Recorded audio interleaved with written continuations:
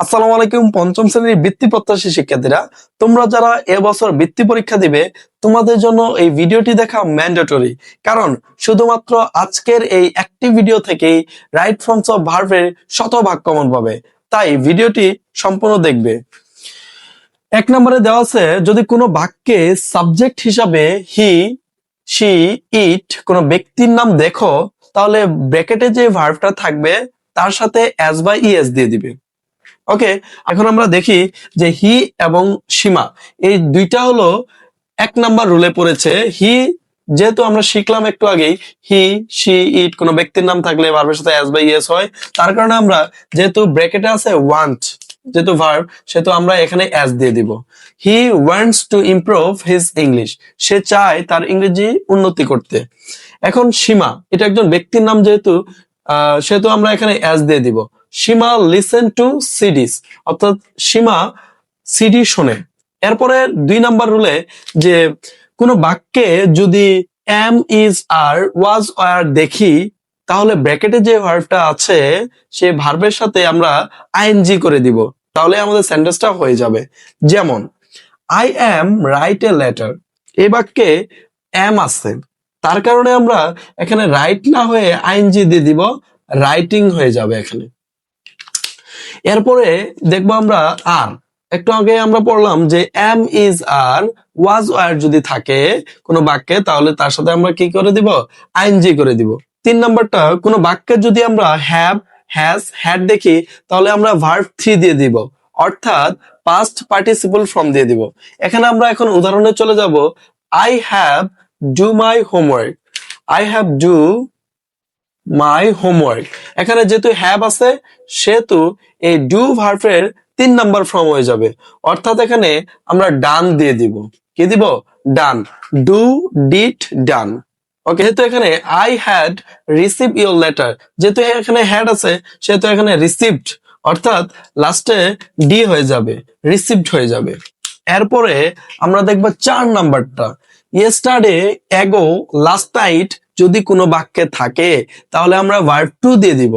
এখানে আমরা দেখি যে তমাল মিট এন্ডি ইয়েস্টারডে, দেখো এখানে ইয়েস্টারডে আছে, তার কারণে এখানে মিট হয়ে যাবে, এম, ই, টি, মিট, অর্থাৎ একটা মিট হয়ে যাবে। এই মিটের প্রেজেন্ট ফর্ম হলো মিট, পাস্ট ফর্ম হলো মিট, তারপর হলো মিট, অর্থাৎ একটা ই উঠে যাবে, তার কারণে এখানে কি হয়ে যাবে, এম, ই, টি, মিট হয়ে যাবে। এরপরে 5 নম্বরে আছে জাস্ট, অলরেডি, এভার, রিসেন্টলি যদি থাকে তাহলে সেটা প্রেজেন্ট পারফেক্ট টেন্স হয়ে যায়। আর আমরা জানি যে প্রেজেন্ট পারফেক্ট টেন্সের স্ট্রাকচার হলো subject plus have, has plus verb 3 plus object. এখন আমরা দেখব হ্যাভ ইউ এভার, যেহেতু এভার আছে সেহেতু আমাদের ভার্ব 3 দিতে হবে, এটা যে ভার্বটা দেওয়া থাকবে তার 3 নাম্বার ফর্ম বানিয়ে দিতে হবে, অর্থাৎ বি থাকলে এর 3 নাম্বার ফর্ম হলো বিন, বিইএন, বিন। ওকে, এরপরে আমরা দেখব যে 6 নাম্বারটা, টুমরো, কোনো বাক্যে যদি টুমরো থাকে, নেক্সট ডে থাকে, নেক্সট থাকে, সেটা ফিউচার ইনডিফিনিট টেন্স হয়ে যায়। আর আমরা জানি যে ফিউচার ইনডিফিনিট টেন্সের স্ট্রাকচার হলো subject plus shall will plus verb 1 plus object. এখন আমরা দেখব 6 নাম্বারটা, কোনো বাক্যে যদি tomorrow, next day, next week, next month, next year থাকে, অর্থাৎ ভবিষ্যৎকে নির্দেশনা দেয়, তাহলে সেটা ফিউচার ইনডিফিনিট টেন্স হয়। আর আমরা এখন উদাহরণ দেখব, আই ভিজিট হোম টুমরো, যেহেতু টুমরো দেওয়া আছে সেহেতু আমাদের এখানে সাবজেক্ট দেওয়া আছে, অর্থাৎ শ্যাল উইল আমাদের নিতে হবে, অর্থাৎ I will visit home tomorrow. এখন আমরা দেখব 7 নাম্বারটা, যদি কোনো বাক্যে মডাল ভার্ব থাকে, অর্থাৎ can, could, may, might, shall, should, will, would, must, এগুলো হলো মডাল ভার্ব। যদি থাকে তাহলে এই মডাল ভার্বের পরে ভার্ব 1 নাম্বার হয়, অর্থাৎ ভার্ব 1 হয়। এখন আমরা উদাহরণ দেখব যে I can do the work, যেহেতু ক্যানটা মডাল ভার্ব, ডু হলো প্রেজেন্ট ফর্ম, অর্থাৎ যা আছে তাই হয়ে যাবে, I can do the work. এরপরে 8 নাম্বারটা সবচেয়ে ইম্পর্টেন্ট এবং সবচেয়ে পরীক্ষায় বেশি এসেছে, এটা হলো এই বি ভার্বটা।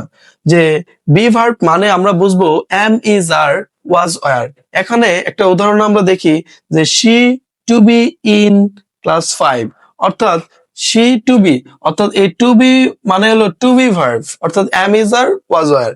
এখন এখানে যদি প্রেজেন্ট টেন্স হয় তাহলে am is are দেব, যদি পাস্ট টেন্স হয় was অথবা were দেব।